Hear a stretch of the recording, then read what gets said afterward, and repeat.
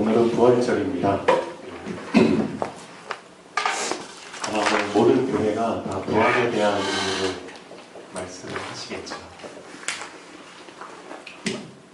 부활의 의미를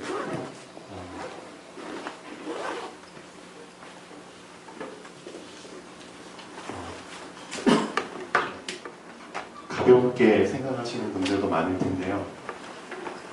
그냥 사전적인 의미로 부활, 그래, 죽었다가 살아나셨구나, 그래, 가볍게 생각하시는 분들이 많겠죠. 근데 이 부활이라는 단어는 절대 가벼운 단어가 아닙니다. 이게 얼마나 무거운 단어냐면은 이 단어를 진짜 믿게 되는 순간에 우리는 우리 자신의 상식과 우리 자신의 수준을 다 뛰어넘게 됩니다. 그 정도로 가벼운 단어가 아니고 진짜 무거운 단어입니다. 제가 이런 일이 있었는데요. 어제 이제 저희 와이프 이제 차 문을 제가 본의 아니게 뒤에 문자 2개가 있는데요. 얼마 전까지 차가 이렇게 있으면은 여기가 이제 운전석이고 운전하는 사람, 얘가 이제 조수석이고 여기 이제 뒤에 동승할 수 있는 뒷좌석이 이렇게 있는데 이 뒤에 문을 이렇게 열게 되잖아요.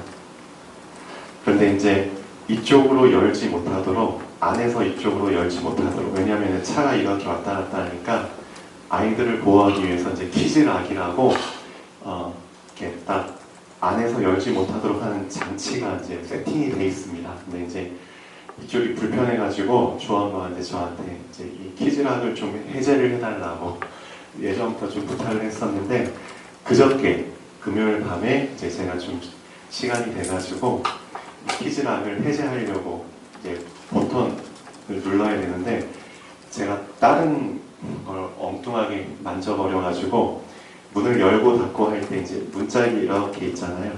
이런 식으로. 그러면은 이제 여기 손잡이가, 안에서 열 수 있는 손잡이가 있고, 그 다음에 이쪽이 이제 문이 걸리면 딱 열지 못하도록 하는 이제 걸쇠 비슷한 게 이제 여기 있는데, 제가 이 걸쇠 부분을 어떻게 하다가 이제 똑 하고 올려버렸어요. 올려버리니까 이게 이제 딱 잠겨버려가지고 문을 닫으려고 해도 이 걸쇠가 이미 이제 딱 잠겨진 상태에서 안 닫히는 거예요. 차를 닫아야 되는데 땅 하고 닫혀야 되는데 이게 방해가 돼가지고 이게 안 닫히는 거예요. 그래서 제가 이제 이쪽도 어떻게 생겼나 해가지고 이쪽도 만지다가 여기도 이제 똑같은 이렇게 결과가 나가지고 이쪽도 안 닫혀버린 거예요. 그래서 제가 이제 밤에 1시간 넘게 계속 이제 작은 라이트 형광 손전등 비추면서 아무리 하려고 해도 안 되는 거예요. 그래가지고 안 되겠다. 그래서 이제 차 문이 안 닫힌 상태로 그냥 주차장에 세워놓고 그냥 딴 사람이 차 이거 도둑질 안 해가길 바라는 마음으로, 그거하는 마음으로 이제 저기 지하 주차장 구석에다가 이렇게 주차해놓고 이제 다음날 아침에 일어나자마자 9시에 저희가 가는 이제 카 센터 수리점이 있습니다. 거기 가서 이제 고쳐달라고 했거든요. 근데 이제 그 사장 되시는 분이 오시더니 딱 보시더니 웃으시면서 이상하다, 이거 간단히 할 수 있는 건데 이걸 왜 못하셨지 말씀을 하시더니 이 걸쇠를 제가 어젯밤에, 그러니까 그저께 밤에 계속 혼자서 그 드라이버 같은 걸로 이렇게 딱 아래로 잠겨있는 거를 위로 올리려고, 그래야지 이제 여기 공간이 생겨서 문이 딸깍 들어가면 잠기거든요. 근데 이제 이거를 이제 올리려고 아무리 노력을 했는데도 안 되는 거예요. 1시간 넘게. 그러니까 저는 이것만 본 거죠. 근데 이제 그 사장이 오시더니 이거 이렇게 열면 돼요 하시더니 여기 안쪽 손잡이, 안쪽 문고리를 딱 잡아서 연 상태에서, 잡아 당긴 상태에서 이 걸쇠를 올리니까 금방 올라가더라고요. 제가 그걸 보면서 어떤 생각이 들었냐면은 참 내가 갖고 있는 상식이라는 게 참 무섭구나.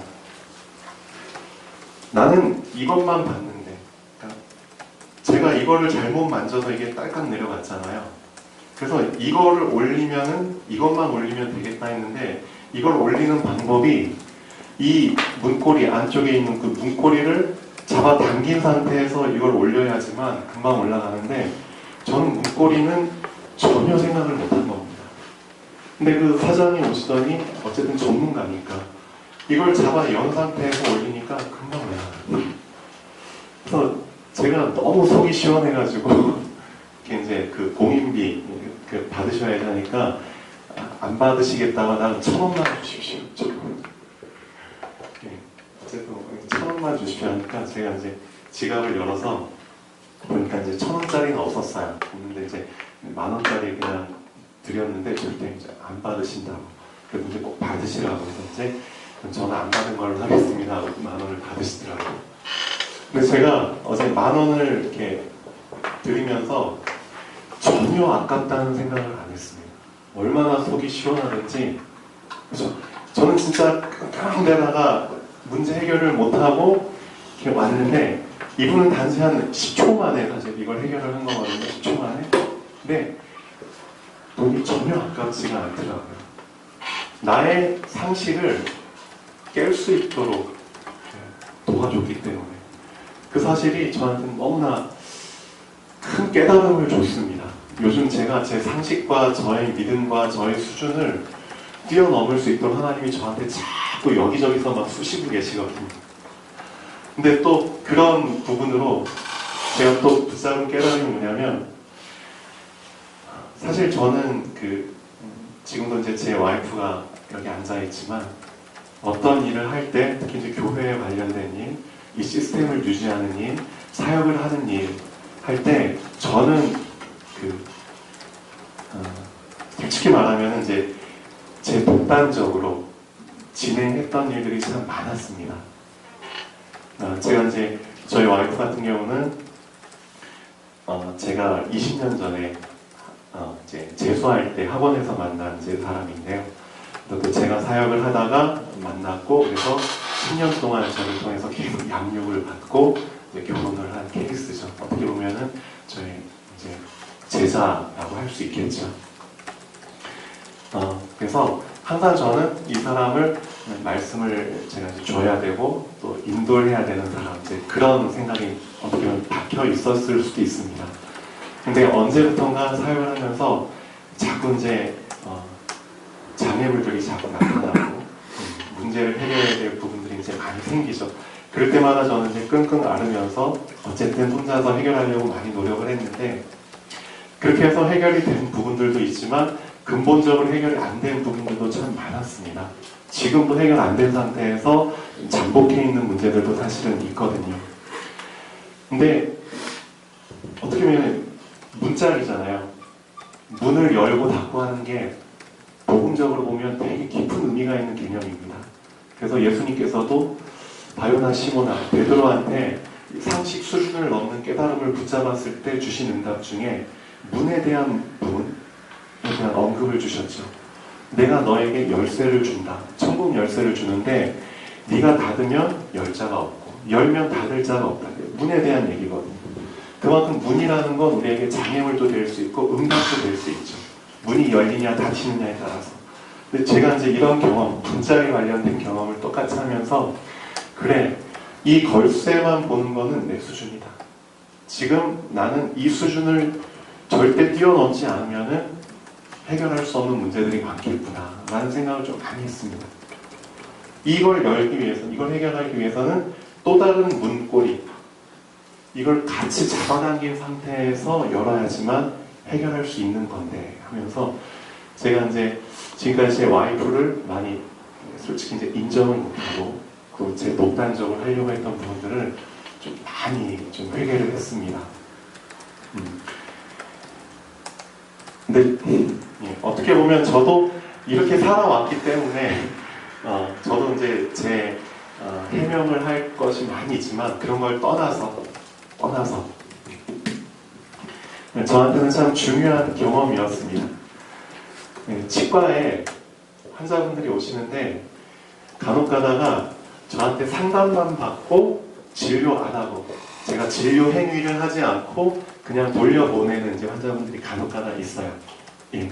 근데 이제 그 환자분들 중에 어떤 분이 이런 얘기를 하시더라고요. 아니, 진료를 안 했는데 왜 돈을 받으세요? 라고 이제 물어봐요. 그러니까 환자 입장에서는 단지 말만 했을 뿐인데 왜 진료비를 받냐 이거죠. 진찰비를 받냐 이거죠. 그러니까 이제 간혹 가다 그렇게 물어보시는 분이 있는데 이런 개념입니다. 당신은 지금 치과 의사라는 전문가하고 얘기를 나눈 겁니다. 그것만으로도 진료비가 책정이 됩니다. 그렇게 말씀을 드립니다. 맞거든요. 의사분하고 얘기를 나눈 것만으로도 그 의료법상에 그 진료비가 책정이 돼요. 근데 환자분들은 본인의 상식 수준에서는 인정이 안 된다는 거죠. 근데 만약에 제가 그 카센터 사장님하고 갔을 때 그런 전문가적인 얘기를 못 들었다면 저는 평생 이 문제 해결 못하는 거나 다름이 없다는 거죠. 똑같습니다. 그래서 우리의 상식이라는 거를 사실상 깨지 않는 이상 해결할 수 없는 문제들이 꽤 많다는 거죠. 아까 이제 예배 드리기 전에 우리 주엄마하고 광선이하고 약간 의견 충돌이 있었던 것 같아요. 딴 부분은 아닙니다. 부활절 계란 그걸 라벨을 붙이는 거에 대한 부분인데요. 어떻게 보면 작은 부분입니다. 근데 제가 안에서 주보 정리하면서 주보 뽑으면서 얘기를 다 곰곰이 들어봤어요. 예. 들어보면서도 이런 생각을 해봅니다. 각자의 입장이 사실은 다 맞아요. 예. 광선이는 광선이의 어떤 상식선에서 이해를 하고 계획을 세운 거고, 또 조합만 나름대로의 상식선에서 이해를 하고 계획을 세운 겁니다. 근데 그 두 부분이 서로 맞지가 않았다는 거죠. 그럼 이런 상황에서는 어떻게 해야 되느냐? 이거를 오늘 부활에 관련된 단어하고 좀 접목시켜서 해석을 하면은 우리 나름대로 좀 많은 답이 되지 않을까 싶습니다. 예수님께서 그리스도의 일을 하시기 위해서 이 땅에 오셨는데 우리가 예수님을 그리스도로 믿을 때 그 안에는 상당히 여러 가지 부분이 포함이 됩니다. 예수님이라는 이 단어 안에 상당히 여러 가지 부분이 포함되고 우리는 그 여러 부분들을 다 붙잡고 믿어야 되는데 처음에 우리가 붙잡아야 될 부분이 예수님이 하나님이시라는 사실입니다. 근본 하나님이신데 인간의 몸을 입고 오셨다는 겁니다. 그 다음에 이분이 이 세상에 살면서 똑같이 우리와 같이 육신을 입고 살면서 고난을 받으셨다는 거고요. 그 다음에 죽으셨다는 겁니다. 그리고 오늘 말씀처럼 부활하셨다는 겁니다. 그 다음에 승천하셨다는 거고, 그 다음에 시간표가 되면은 다시 재림하신다는 겁니다. 이 상당히 많은 부분들이 다 예수님이라는 이름 안에 포함이 되어 있습니다. 근데 문제는 뭐냐면 이 여러 가지 단어들 중에 우리가 가볍게 당연하게 인정하고 받아들이는 부분들이 있고요. 인정 안 돼서 보류하고 그냥 내려놓고 있는 부분들이 있다는 겁니다. 즉 우리는 뭘 기준으로 예수님을 믿냐면 우리의 상식선에서 인정이 되는 부분은 그대로 믿음으로 받아들여요. 근데 우리의 상식선에서 인정이 안 되는 부분은 보류하고 그냥 내려놓는다는 겁니다. 예. 예수님? 인간으로. 오케이. 이 부분은 상식선에서 인정이 돼. 오케이. 역사상 증거하고 있잖아요. 예수님 태어나셔서 살다가 사도신경에도 역사적인 의미로 본디오 빌라도에게 고난을 받으사. 본디오 빌라도라는 로마 총독이 있었거든요. 역사 기록에. 예. 그리고 예수님이 고난 받으셔서 그래 이 부분도 상식선에서 인정이 돼. 그리고 죽으셨어. 인정이 돼. 이런 부분들은 당연히 내 상식을 깨지 않으니까 나에게 믿음으로 와요. 근데 중요한 건 뭐냐면 이 부분은 내가 인정이 안 된다는 거죠. 다만 다시 하나 이건 내 상식선에서는 인정이 안 되는 부분이야. 우리가 예수님을 그리스도로 하나님의 아들, 그렇죠? 우리를 구원해 주신 분으로 믿고 있지만 이런 부분들이 섞여 있다는 겁니다. 승천 이것도 잘 모르겠어. 재림 아직 안 오셨는데 오실지 안 오실지 잘 모르겠어. 이런 부분들이 혼재해 있는 상태에서 예수님을 믿는다는 겁니다. 어떤 결과가 일어나느냐 한번 보시죠.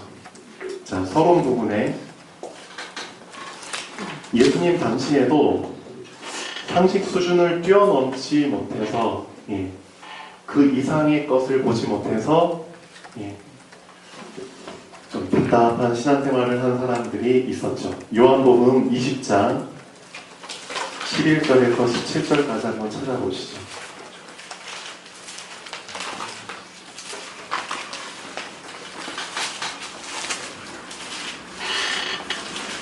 대표적인 인물이 마리아입니다.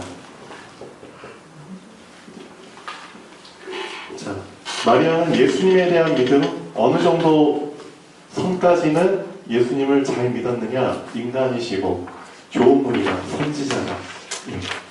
많은 기적도 베푸셨죠. 그것들은 직접 봤기 때문에 믿었죠. 그리고 고난 받으셨고 죽으셨다. 여기까지입니다. 예수님은 좋은 분이야. 하나님 보내신 선지자야. 근데 참 좋은 선지자야. 그리고 예수님이 죽으셨고 무덤에 안치되셨죠. 그래서 이 마리아가 예수님의 시신에다가, 그렇죠? 죽은 시신에다가 이제 향유 그런 걸 발라주기 위해서 온 겁니다. 부활이라는 것 자체를 안 믿었기 때문에 이런 행위를 하는 거죠. 한번 보시죠. 요한복음 20장 11절에서 17절까지.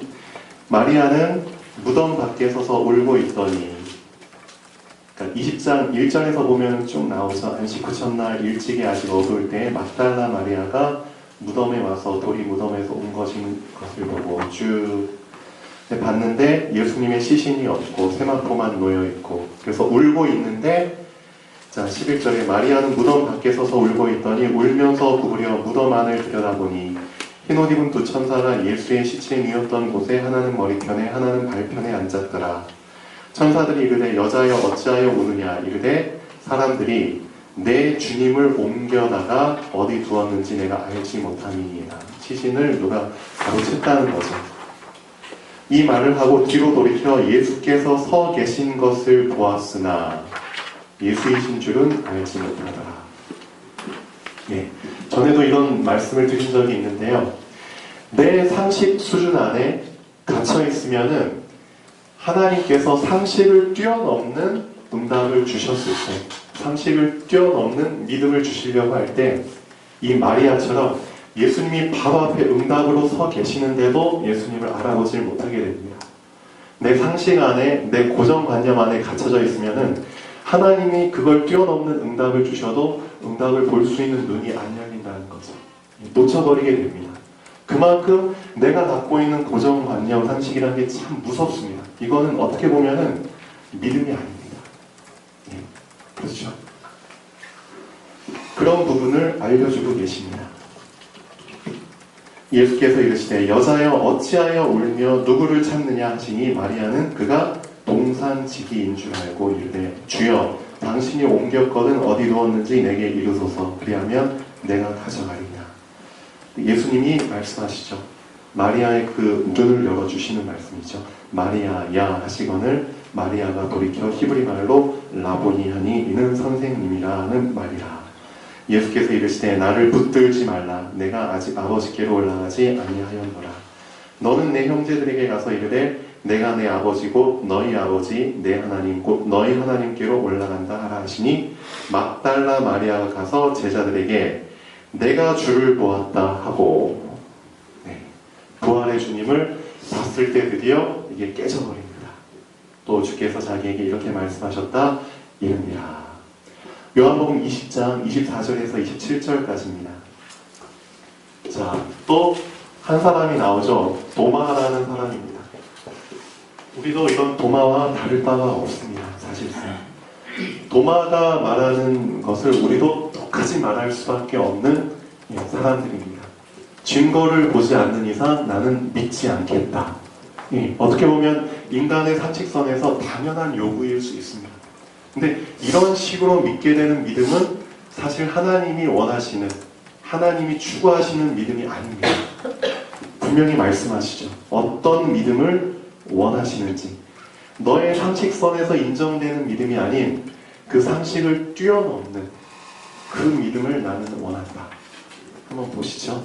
12제자 중에 하나로서 디두모라 불리는 도마는 예수께서 오셨을 때 함께 있지 아니한지라.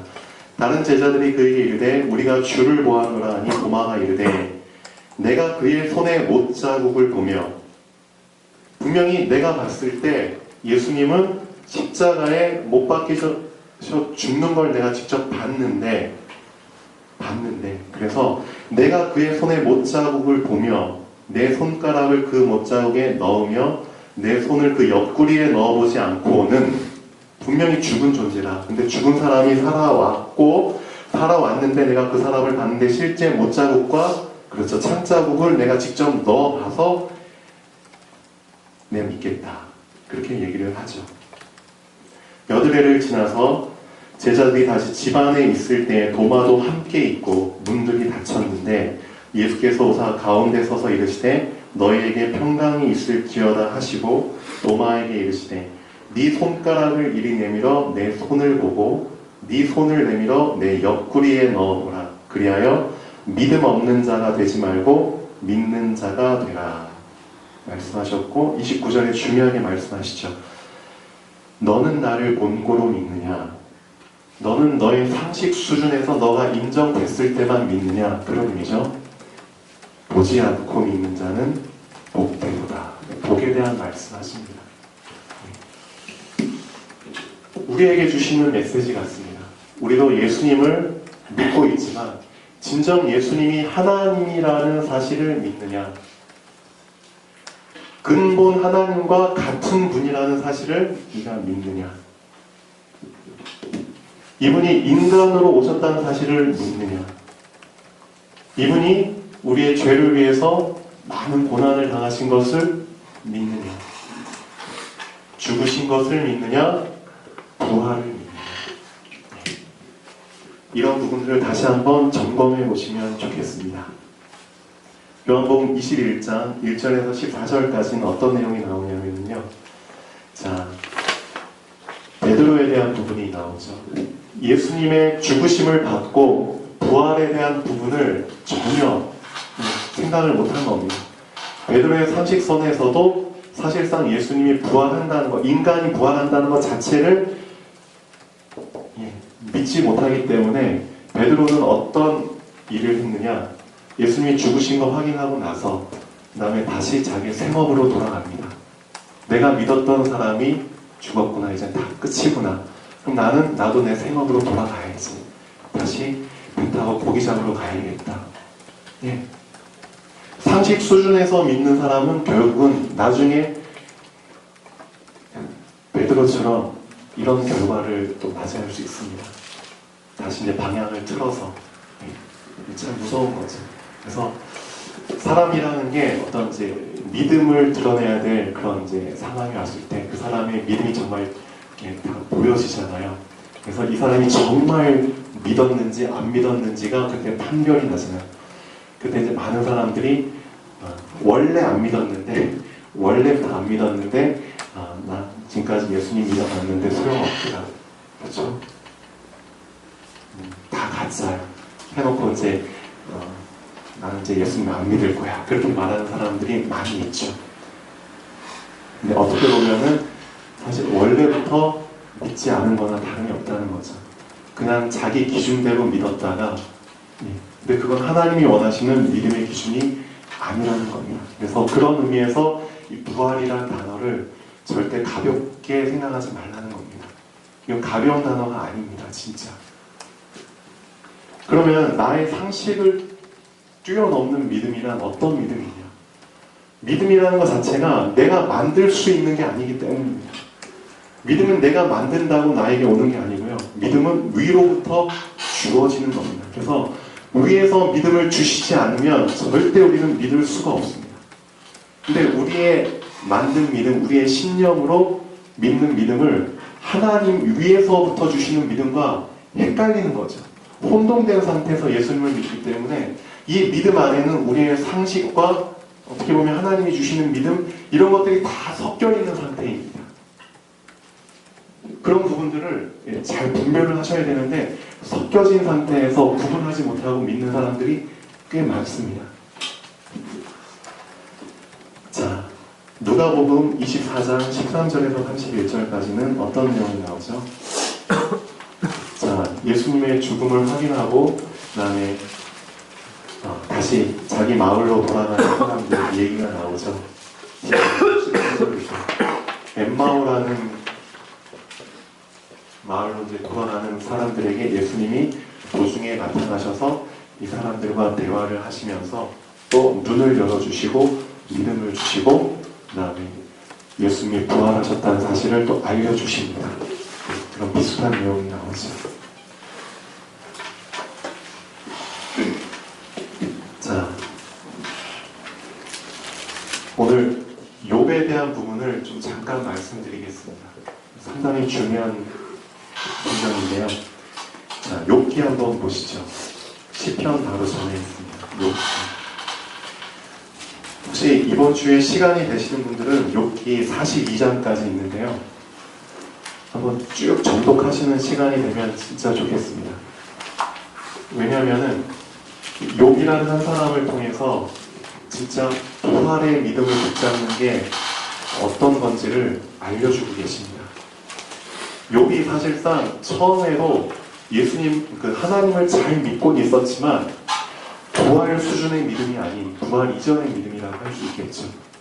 그런 욥에게 엄청난 문제가 왔어요.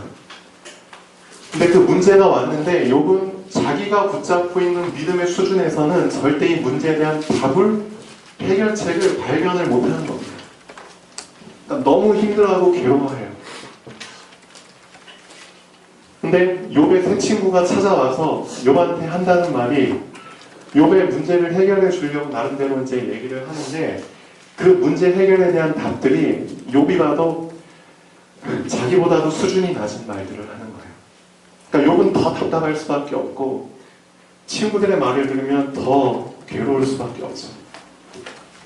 도저히 답이 없다가 나중에 하나님이 직접 욥에게 나타나셔서 말씀을 주십니다.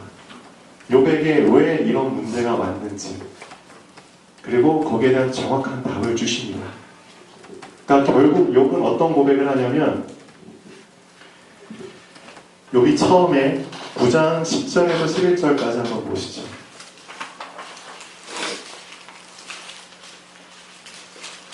부활 이전의 믿음은 어떤 믿음이냐면 부활을 붙잡지 못하는 믿음, 예수님의 부활, 인간의 상식을 뛰어넘는 그 믿음 이전에 상식 수준의 믿음은 어떤 믿음이냐면 욥도 그런 고백을 했죠. 9장 10절에서 11절.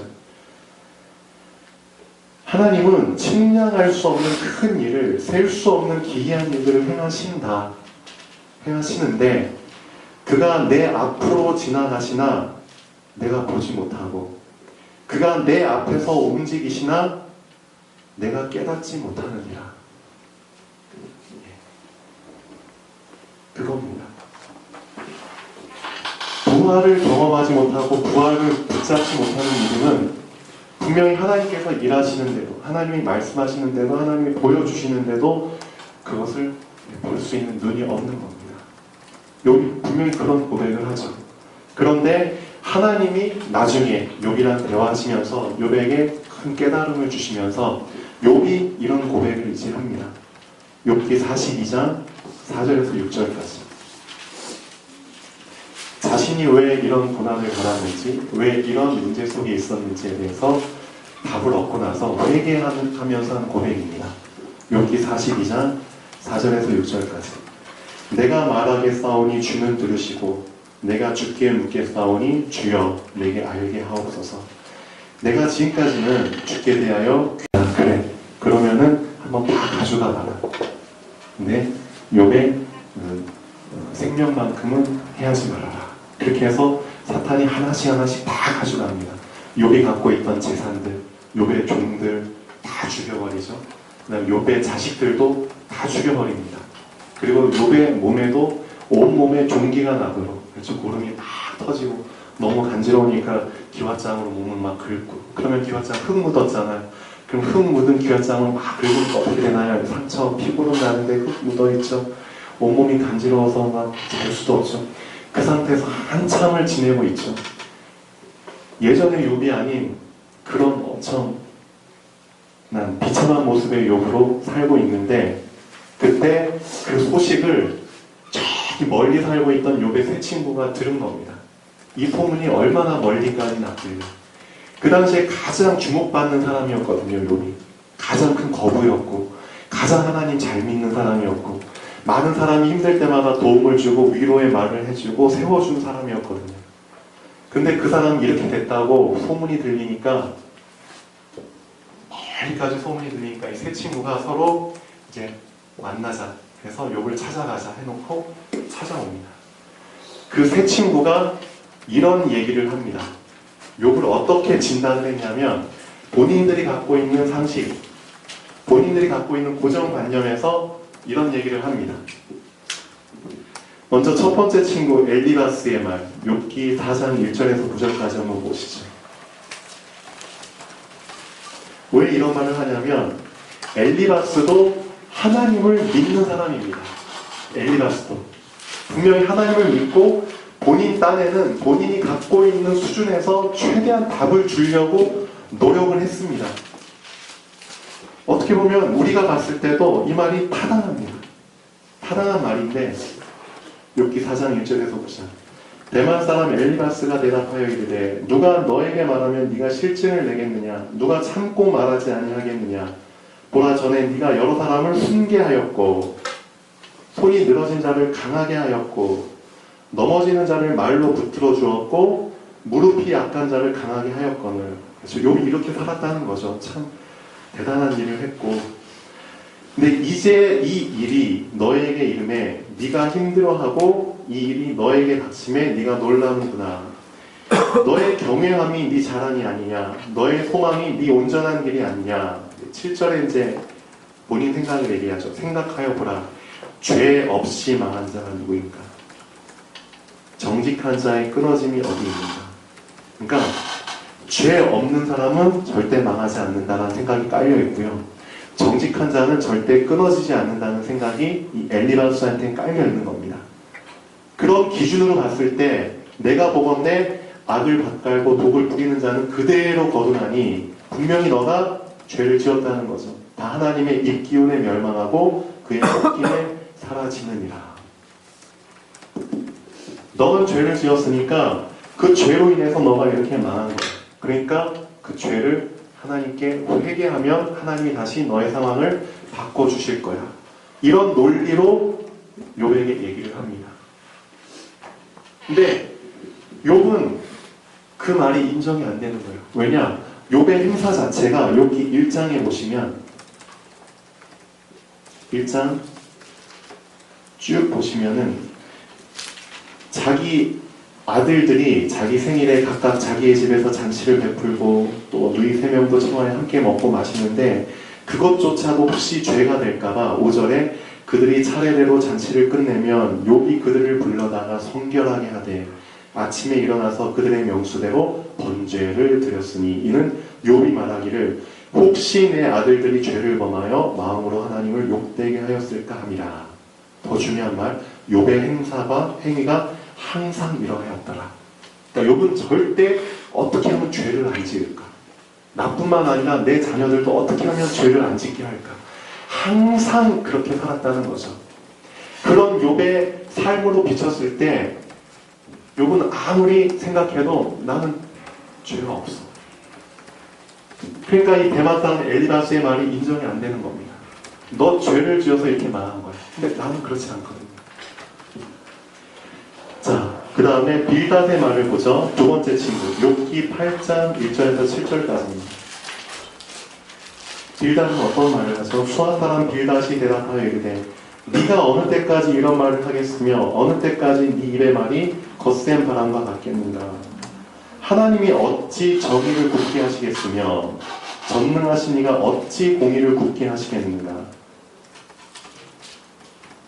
네 자녀들이 주께 죄를 지었으므로 주께서 그들을 그 죄에 버려두셨나니 네가 만일 하나님을 찾으며 전능하신 이에게 간구하고 또 청결하고 정직하면 반드시 너를 돌보시고 네 의로운 처소를 평안하게 하실 것이라. 네 시작은 미약하였으나 네 나중은 심창대하리라. 자, 우리가 좋아하는 구절 7절이죠. 이건 이제 수아 사람 빌닷이 한 말인데 이 말이 나온 배경이 네가 의롭지 못하고 정의롭지 못하고 네 자녀들이 죄를 지었으니까 그래서 너 망한 거야. 하나님은 절대 그렇죠? 정의를 굳게 하시는 법이 없어. 공의를 굳게 하시는 법이 없어. 분명히 너 잘못이야. 근데 욥은 그게 인정이 안 된다는 거죠. 사실 이 엘리바스나 빌닷이 한 말 틀린 말 아닙니다. 그렇죠? 우리도 이런 관점을 가지고 신앙생활을 하잖아요. 저 사람 잘못했기 때문에 거기에 대한 대가를 받는 거예요. 그렇죠. 사실 그것도 맞는 경우들이 많이 있습니다. 근데 욥의 경우에는 그게 아니라는 거죠. 자, 나머지 친구 수아의 말을 보시죠. 11장 1절에서 6절까지. 세 번째 친구입니다. 나아만 사람 소발이 대답하여 이르되 말이 많으니 어찌 대답이 없으랴. 말이 많은 사람이 어찌 의롭다함을 얻겠느냐. 네 자랑하는 말이 어떻게 사람으로 잠잠하게 하겠으며 네가 비웃으면 어찌 너를 부끄럽게 할 사람이 없겠느냐. 네 말에 의하면 내 돈은 정결하고 나는 주께서 보시기에 깨끗하다 하는구나. 하나님은 말씀을 내시며 너를 향하여 입을 여시고 지혜의 오묘함으로 네게 보이시기를 원하노니 이는 그의 지식이 광대하심이라. 하나님께서 너로 하여금 너의 죄를 잊게 하여 주셨음을 알라. 그러니까 결국 이 세 번째 친구도 너가 죄를 지은 게 있는데 너가 그걸 까먹었을 것이다. 까먹었을 것이다. 근데 그게 아니라는 거죠. 자, 중요한 건 뭐냐면은 하나님께서 나중에 욥이라는 결론을 하시고 마지막 장에 보시면 이 욥의 세 친구의 말을 하나님이 어떻게 평가하셨는지가 나옵니다. 그 말이 중요합니다. 이 세 친구의 말도 참 논리적이고 맞아요. 근데 이 상식 수준을 뛰어넘지 못하면은 하나님은 그 사람의 믿음을 어떻게 평가하시냐면 결국 우리가 부활 수준의 믿음을 붙잡지 못하고 예수님을 믿으면 사실 똑같은 대답을 들을 수 있습니다. 욥기 42장 7절에서 9절 보시죠. 욥기 42장 7절에서 9절. 여호와께서 욥에게 이 말씀을 하신 후에 여호와께서 대만 사람 엘리바스에게 이르시되 내가 너와 네 두 친구에게 노하나니. 분명히 노한다는 말씀을 하시죠. 영어 성경에 보면 angry. 내가 너하고 너 두 친구의 말을 들었는데 내가 화가 났다. 분명히 나름대로 얘네들도 하나님의 관점, 믿는 자의 관점에서 욥에게 충고를 줬고 욥이 믿음을 붙잡을 수 있도록 나름대로 정직하게 진실하게 얘기를 해줬거든요. 근데 하나님께서는 화가 난다고 하셨습니다. 그냥 화가 난다. 내가 너와 네 두 친구의 노하나니는 너희가 나를 가리켜 말한 것이. 너희가 나에 대해서 말한 게 어쨌든 잘 얘기는 했지만 내 종 욥의 말같이 옳지는 않다. 옳지 못합니다. 그래서 난 화가 난다. 그런즉 너희는 숫소 7과 수장 7을 가지고 내 종 욥에게 가서 너희를 위하여 번제를 드리라. 내 종 욥이 너희를 위하여 기도할 것인즉 내가 그를 기쁘게 받으리니.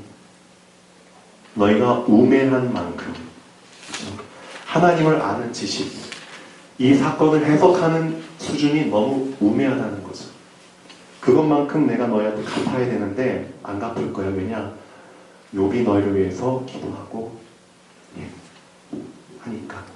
이는 너희가 나를 가리켜 말한 것이 내 종 욥의 말같이 옳지 못합니다.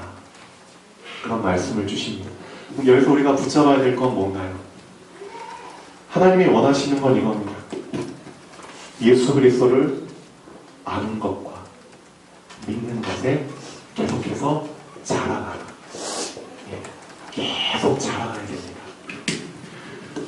수준, 상식 수준에서 믿다가 인생을 끝내는 게 아닙니다. 그러면 솔직히 말하면 믿음이 아닙니다. 그렇죠? 위로부터 주어지는 믿음. 우리의 상식을 뛰어넘게 만들고 우리의 문제를 사방으로 우겨싸임을 당해도 거기에서 빠져나오게 해주는 그 수준의 믿음, 부활 수준의 믿음이죠. 네. 우리 준영이 어머님 앉아 계시는데요. 저도 마찬가지로 이렇게 해석을 합니다. 아무리 사람들이, 주변에 있는 사람들이 준영이가 닥친 일을 어떻게 얘기를 해줘도, 그렇죠? 이 욥의 세 친구처럼 얘기를 해준다고 해도 분명히 그 가운데는 하나님이 욥에게 계획하신 더 큰 계획이 있는 것처럼 저는 준영에게 하나님이 우리 사람은 알지 못하지만, 그렇죠? 부활 수준의 믿음을 붙잡게 하기 위한 엄청난 계획이 있다고 저는 확신하고 있습니다. 그것을, 그렇죠, 하나님께서는 알기를 원하십니다.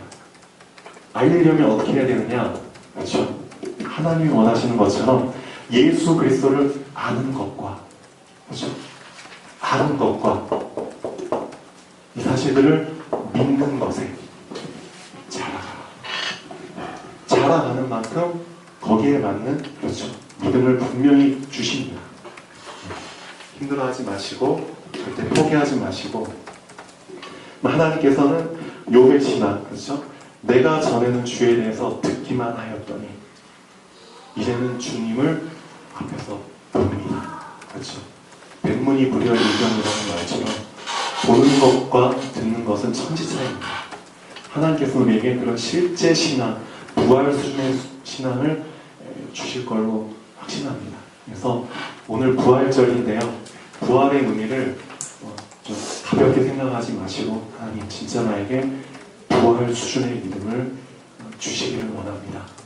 진짜 예수님을 내가 지금까지 상식 수준으로 믿었다면 그 고정관념과 상식을 뛰어넘어서 하나님이시고 진짜 하나님이시고 인간으로 오셔서 고난당하시고 죽으시고 하나님의 능력으로 부활하시고 승천하시고 하나님의 능력으로 재림하신다는 이 모든 사실을 그대로 믿는 그 신앙을 나에게 주시옵소서.